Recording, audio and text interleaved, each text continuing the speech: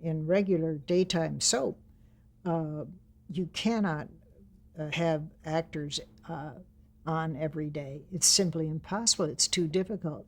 But in Mary Hartman, I mean, a show without Mary Hartman would not be Mary Hartman. She, not only that, she did insist on being in every episode. I tried to convince them that she shouldn't because of the stress and because of the difficulty of learning all those lines. And, her performance got slower and slower and slower.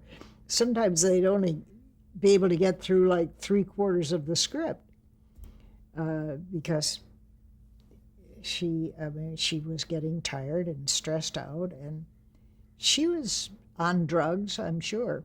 Um, I didn't even know it at the time. I was so naive in those days. Uh, but it was very stressful, very stressful. And the end of the first year was, it was Louise's idea that Mary Hartman have a nervous breakdown. And it was a brilliant idea. The character was stressed out, and certainly Louise was stressed out. How was that accomplished? We had created this whole idea that Mary was the ultimate consumer housewife. I mean, she tried every new product. She believed every commercial. She had faith in the American capitalism and the products thereof.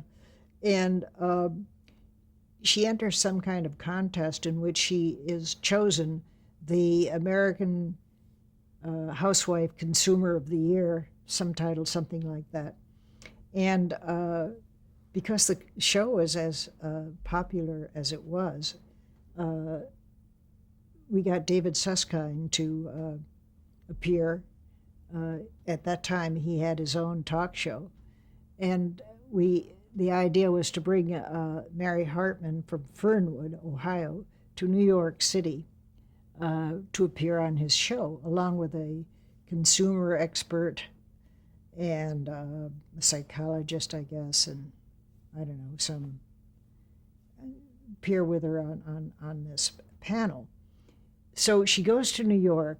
Meanwhile, her family is just falling apart back in Fernwood. I mean, her mother is en route to protest in front of the governor's mansion with her long lost father, who turns out to be a Choctaw Indian. They're going to protest Indian fishing rights in one of the Ohio rivers. Tom has become an alcoholic. Her daughter, Heather, wants to join an all-girl band in a string bikini. And Mary is at her wit's end. She arrives in New York and she sees, and this is very much what happened to her in Beverly Hills. She goes to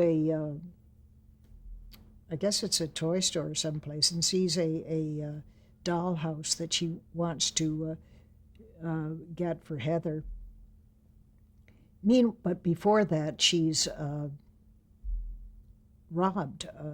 Someone, snatches her purse, takes all her money and identification. And she has nothing to identify herself, and she's getting more and more stressed. And she won't leave the dollhouse. She must have this dollhouse. And they call the cops, and this is what happened to her in Beverly Hills, as a matter of fact. But when her identity is established and she appears on the Susskind show, during the questioning, she just begins to break down. And it was a brilliant performance. And at the end of that first season, she's totally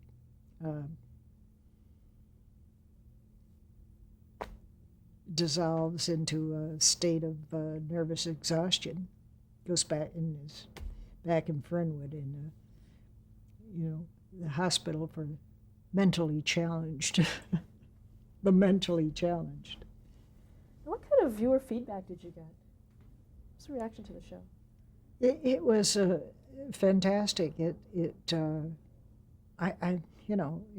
we were the hit of the nation. I mean, every single periodical, I mean, serious as well as popular ones had articles about it. As I say, they were comparing it to all kinds of intellectual theories, and it was as if this somehow was a light bulb, a kind of a flashlight into what was wrong with the country at the time. And it was a big deal.